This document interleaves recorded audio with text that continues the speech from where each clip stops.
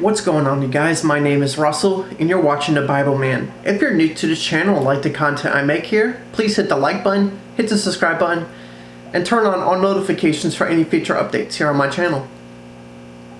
And if you feel like supporting me in any way, shape, or form, you're welcome to go ahead and do so. Links are in the description box below. There you can support me on Patreon. So, today I'm going to go over my life story, how I grew up, my upbringing, and how it basically shaped the person I am today. And how I basically am the person I am today. So I'm going to go over a little bit about myself. My name is Russell Graves. I was born on September 12th, 1994 in Memphis, Tennessee.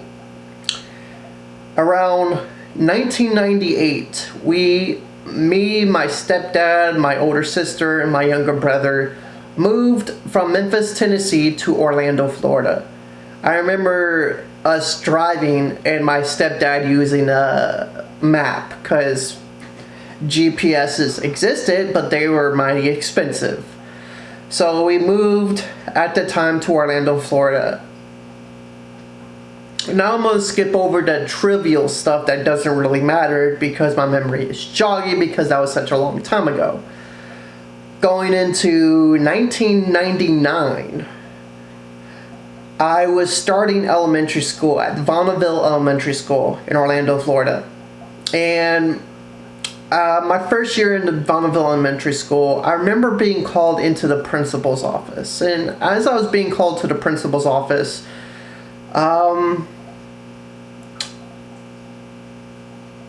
I had this sense that the school was trying to push something. I didn't have this sense back then, but I have this sense right now that the school was trying to push something. And a week later, I visited the psychiatrist. And after that, my entire life went downhill because I started to get put on medication. In the year 2000, I was sent to a Baker Act facility called Lakeside. I was there for about a week, and in 2000 of May, I was sent to Universal Behavior Center. I was there for about a year, and I was discharged in 2001. I was with my family at my mom's house for about a good second, but we had DCF people in and out the house, like they were in charge of putting me with a one-to-one. Basically what that means is basically no matter where I go, no matter what time of the day, I had basically a staff or a person in charge of watching over me, making sure I'm behaving. Of course, that's only during the weekday. During weekends, it's up to my mom to do whatever she can to do her job and parent me. I remember on my 12th birthday in 2003, it could be my 10th birthday actually. Well, anyways, in 2003, I was sent to another Baker Act facility. This time was a little bit farther away from my mom's house. It was in Jupiter Beach. It was called Sandy Pines. I was there from 2003 to 2005. We went through a couple of hurricanes. We went through Hurricane Wilma, Hurricane Francis, Hurricane Jean, Tropical Storm Katrina. At the time, it was Tropical Storm. When it went to Louisiana, it was a hurricane. But when we got hit in Jupiter Beach, it was a tropical storm. Not much to say about what went on at these facilities, but there was a similarity between Universal Behavior Center and Sandy Pines. The reason why, they were owned by the same company called Devereaux, and Sandy Pines and Universal Behavior Center, they're basically like brother sister campuses, and they run on this point system that works like this, from blue all the way to gold. I won't say the colors in between because I forgot such a long time ago. But if you have no physical aggressions, no verbal aggressions, no cursing, no violence, you behave, and your behavior is good, you're discharged, and you get to go back with the family. But what they don't tell you is they put you into an environment that forces you to fight. In other words, put it like this. You're sitting down at the table, you're a kid, and kids react a certain way, and you're sitting there reading a book. A kid walks up to you, slaps the book out your hand, and pushes you out the chair. You fight back,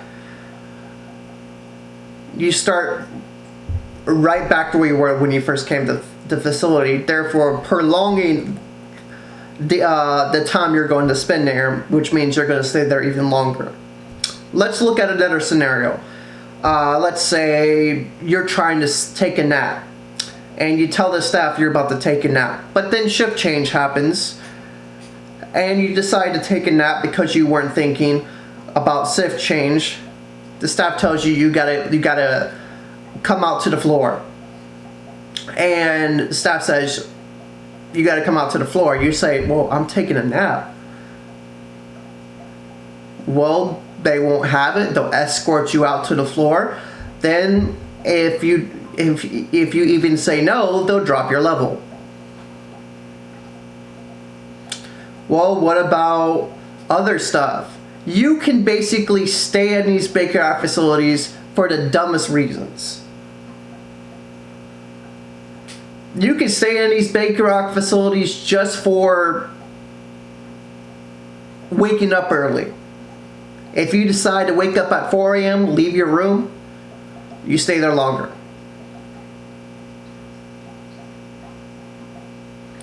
These Baker Act facilities don't help anybody. That's just my point of view. They put you in an environment that forces you to fight with other kids. They put you in an environment that gets you up, that people jump you and hit you and fight you for no reason other than just to do it. I know because I've been there, done that. And if you fight back or curse them out or say what's wrong with you, why are you doing that, you stay there longer. And that was basically a pattern throughout every group home, every foster home, every lockdown facility my entire life. That's how it always worked. So my next home after Sandy Pines was, let's see, what was my next home after Sandy Pines? Oh yeah, I went back with my mom. That's what happened. I went back with my mom for a couple of months. Then I got Baker Acted yet again to Universal Behavior Center, and I was there for about a year. Probably a year or two. I remember having a visit with a caseworker, the psychiatrist, the doctor, and the nurse, and my mom in 2007. And in 2007, I visit 3 homes. I visit a foster home, a group home, before I visit the actual home I was going to stay in for, I want to say, a couple of months. The foster home, I was just there for a day. Then I went to a group home, I was there for about 5 days. And then I went to another group home, which was located in Cocoa Beach. I was there for probably a good second. I want to say a good 9 months. In the 9 months I was at that Cocoa Beach group home, a lot of stuff happened. Man, where do I start? Well, let's start with the positive before we get into the negative. Every Thursday we would have Bible studies in the family living room with staff there who's also a police officer, and we would talk about the Word of God. Sundays, it's optional, but sometimes I go, sometimes I didn't. We went to church. Now I don't remember a lot about going to church because if the group home, one person has a behavior in the group home, it affects everybody. So if one person has a behavior, nobody goes out. That includes church.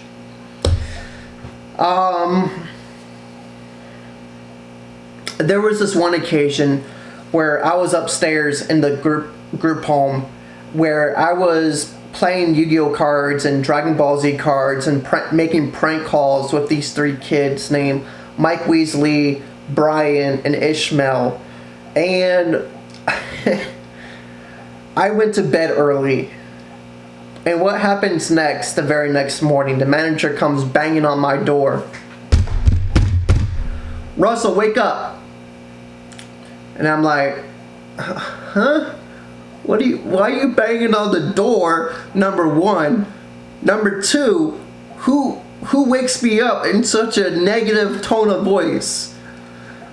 And she says, were you involved last night with Ishmael, Mike Weasley, and Brian? And I'm like, involved with what? You know what I'm talking about. Don't play stupid. And I'm like scratching my eyes because I'm like sound asleep because I was on these psychotropic medications. Still on them, by the way. And I had no idea what she was talking about. I was knocked out. And then she says, get dressed. We're going to the doctor's office to get blood work. Went to the doctor's office, got blood work. She explains what happened. And she says that they hijacked a gasoline truck, ran away in the middle of the night and hijacked a gasoline truck and crashed it into the side of the road. And I told the manager like this, look, I had no idea they were planning that. Last night, I'll be honest with you, I was making prank calls. We called Domino's and Papa John's. We sent a 44 pickup to the Cocoa Beach Hospital. That's it. Beyond that, I went to sleep. I was knocked out. I didn't even know they left the room. That's how heavy I was sleeping. I had no involvement in that. And the manager was like, you sure? I'm positive. Well, I'm glad to hear that, because right now they're in jail. And I'm like, oh no. I'm glad I went to bed early.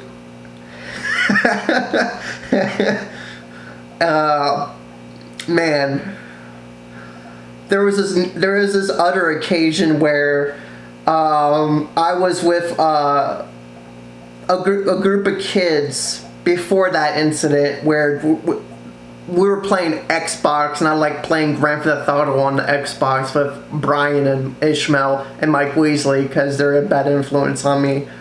And there is this tall, cocky kid who comes in about to fight one of them, and I jump into the fight because he was about to break the Xbox, and I decided to fight. But then my sister, which by the way was living in the same home as me, I won't say her name because she's been through a lot as well. Me and my older sister were in the same situation in life. She comes in and tackles me to the ground and beats the hell out of me. To this day, I still don't know the reason why. If she wanted to teach me something, she'll let me get my ass handed to by this dude. And that probably would have prevented a lot of situations in my life where I wasn't as dumb of jumping into fights without thinking. Looking back on it, I kind of wish she'd let me get my butt handed to me instead of beating my butt herself, because that probably would have taught me a lot of life lessons. Nope. She didn't do that. She beat me herself. Oh well. But it was a looking back on it now, it's a funny experience. Yeah, that happened. I was there for about 9 months, and I got kicked out. No, I don't necessarily believe I got kicked out. I remember being transported to another home. I was sent to a foster home. In this foster home, I probably would get along with the foster mom now. Now that I'm more in a mature state of mind, now that my maturity is higher, I'm a lot wiser of my decisions and actions. But at that time, I couldn't handle this foster mom. I couldn't handle something as small as that. I had an authority problem. And all the foster mom wanted me to do was clean up my room, do the dishes, do my laundry, sweep and mop, and that was it. No, I was a little kid being a stupid kid, and I wanted to watch cartoons all day. One thing led to another, and I punched a hole in the window, led to me getting a scar on my arm forever, which, by the way, I still have from punching that window. See if I can show you. It's not as visible as it was years ago, but I'm going to try to show you to the best of my ability. Can you see it? Let me know in the comment section below if you can see it. All of that had shards of glass in it. And I don't know why, but in Orlando, Florida, I had my eye bust open, my chin bust open, glass piercing out my arm. I never once was in a situation where I had to go to the hospital. All the group homes will stitch you up right then and there. But I'll get into that later. So I was at this foster home, and I got punched a hole in the window, and then I went back to Lakeside because this foster home was in Orlando, Florida. So I think going to Lakeside, this was probably my second time going to Lakeside. Fun times. Fun times. So leaving Lakeside, I went to another foster home. The lady who owned this foster home, well, her name was Judy Scene. They were her husband, her son. They were really nice people. They were really nice people. You know the saying, you don't know what you got until it's gone? Yeah, well, I made that mistake multiple times in my life. Judy Scene was the type of person who took me to church every Sunday. Sometimes she'll take me out to the park, take me to the junk flea market, let me pick out stuff I want to buy that catches my eye. She'll give me allowances. She'll take me to Sam's Club and BJ's, let me get my snacks. She'll put me on respite with foster homes to experience new things and people my age. But I did not have the maturity, I did not have the wisdom, and I did not have the mindset to know what I had at the time. So I messed up. My behaviors, my anger, my frustration got the better of me. I got into way too many fights, way too many problems, and I got kicked out. She was a really nice lady, and I feel real guilty today. And then they put me in a home, another foster home after this, and to this day, now that I'm wiser and smarter with my actions, I look back at my situation in life, and I look back at my moments in this particular foster home, and I think of how good I had it, how awesome I had things, and I realize how much I messed up. This foster home was responsible for maturing me, but not as much as the group home after this foster home, which I get into later. The name of this foster home is called Judy. It's a foster home, so it's not called anything, but the lady who owned it was Judy Quinn West. Her family was awesome, and I miss them. To this day, I miss them. They're awesome people. I messed up on so many different occasions, and I think she's the biggest mistake I made. Not the number one biggest mistake I made. In my next video, I'll tell you the biggest mistake I made when it comes to somebody My next video, I'll explain that. Judy Quinn West. Man, I had it good with her.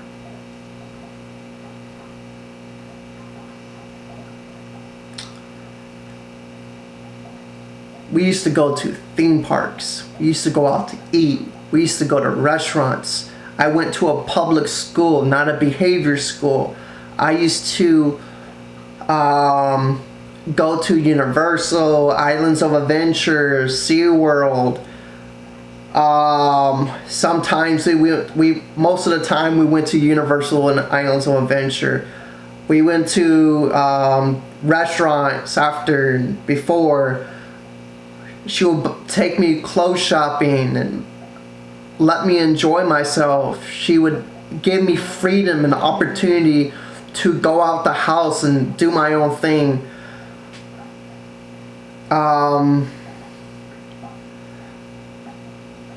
But somewhere along the way, I couldn't handle it. I made a lot of mistakes. I messed up.